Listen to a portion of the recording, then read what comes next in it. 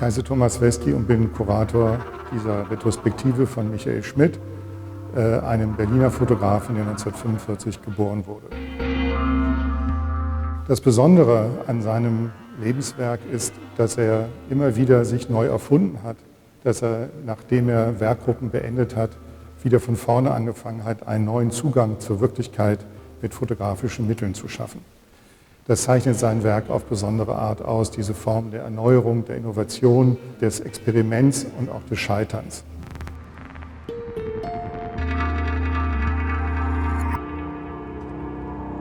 Die Ausstellung ist in 8 Schwerpunkte gegliedert und der erste Schwerpunkt befasst sich mit den frühen Arbeiten, den Auftragsarbeiten, die er ab Anfang der 70er Jahre für die Bezirksämter in Wedding und Kreuzberg gemacht hat.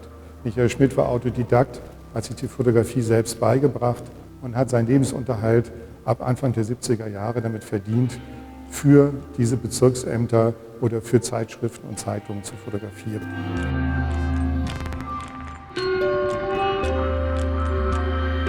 In einem weiteren Schwerpunkt widmen wir uns seinem Lebensthema. Das ist Berlin bis zur Wiedervereinigung gewesen. In diesem Raum zeigen wir aus verschiedenen Werkgruppen immer wieder die verschiedene Beschäftigung mit dem direkten Umfeld, die Stadt Berlin, die damals eben noch gekennzeichnet war durch die Spuren der Nachkriegszeit.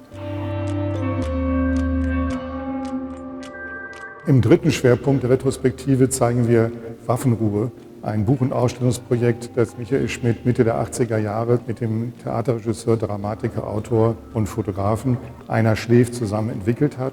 Das Ergebnis war eine Arbeit, in der Michael Schmidt erstmals seine Bilder wie Elemente einer visuellen Grammatik einsetzt, den Ausstellungsraum als Fläche versteht, um seine Bilder zu präsentieren. Diese Arbeit wurde in einer Gruppenausstellung 1988 im Museum of Modern Art in New York gezeigt und war der Durchbruch für ihn auf dem Weg seiner künstlerischen Anerkennung.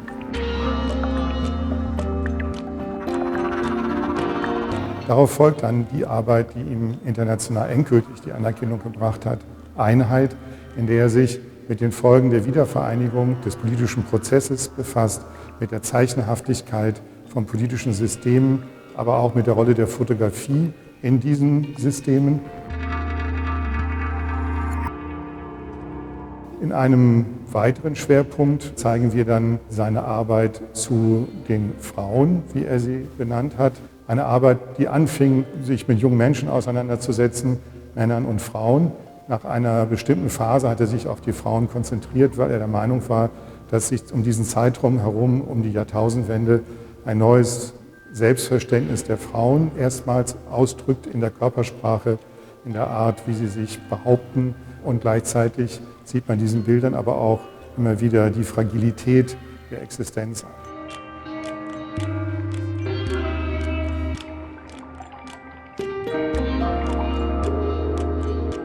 Am Ende der Ausstellung sieht man noch einmal seine letzte große Werkgruppe Lebensmittel, die die Produktion der Nahrung zeigt, die Lebensmittelindustrie in der heutigen Form. Die Bilder zeigen die enorme Internationalisierung, Standardisierung und auch die Manipulation und ist in dem Sinne trotzdem aber keine Anklage, sondern eigentlich eine Art Vorstellung von Lebensmittelindustrie und weniger eine dokumentarische Darstellung.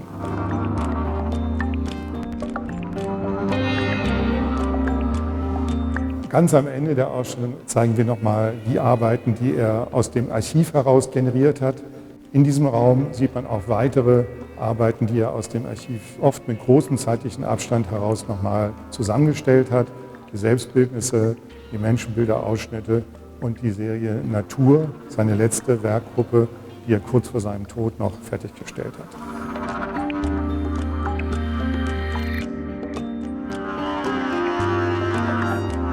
Das Werk von Michael Schmidt ist einzigartig in der deutschen Nachkriegsfotografie.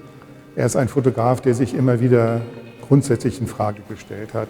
Mit jeder Werkgruppe, die er für sich entwickelt hat, hat er auch einen neuen Zugang zur Wirklichkeit mit fotografischen Mitteln erarbeitet und dann in der Form von Ausstellungs- und Buchprojekten präsentiert.